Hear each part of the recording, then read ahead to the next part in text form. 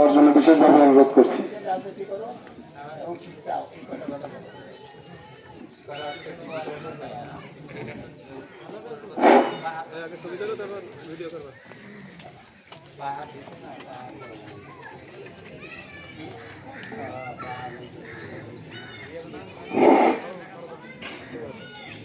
আউযু বিল্লাহি মিনাশ শাইতানির রাজিম। বিসমিল্লাহির রহমানির রহিম।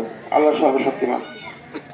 আমার মহান সৃষ্টিকর্তার নাম স্মরণ করে তারই প্রিয় হাবিব হযরত মুহাম্মদ মুস্তাফা আহমদ মুস্তাফা সাল্লাল্লাহু আলাইহি ওয়াসাল্লাম নাম স্মরণ করে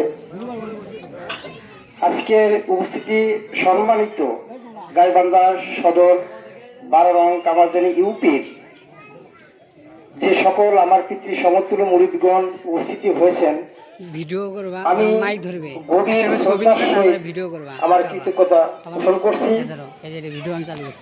আমি অনেক খুশি হয়েছি যে আমি ছোট্ট একটি ছেলে, আমার ডাকে আপনারা উপস্থিতি হয়েছেন। আমি মনে করি যে এটা মহান আল্লাহ তাআলার দান, আপনাদের গভীর ভালোবাসা। তো আজকে যে আলোচনা সভা আপনারা দেখতে পাচ্ছেন পিছনে ব্যানার, আমি গত নির্বাচন করেছিলাম কামারজানি ইউনিয়ন পরিষদ নির্বাচন চেয়ারম্যান পদপ্রার্থী হিসেবে। আপনারা সকলেই জানেন কম বেশি, ভোট একটা পাই দুইটা পাই, কিন্তু আমি নির্বাচন করছিলাম। কিন্তু তো আমাকে নিয়ে অনেক কথা হয়েছিল বা অনেক প্রশ্নের সম্মুখীন আমি হয়েছিলাম।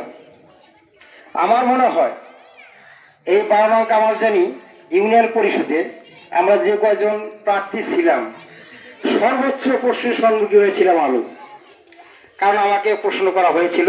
তো মহান আল্লাহ রাব্বুল আলামিন সেই প্রশ্নের জবাবটুকু দেওয়ার মতো মেধাশক্তি আল্লাহ দান করেছিলেন বিধায় আমি তাদেরকে দিতে পেরেছিলাম।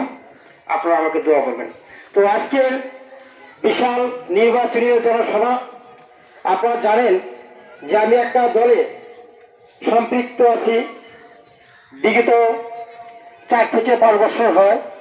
সেটা হচ্ছে বাংলাদেশ কংগ্রেস।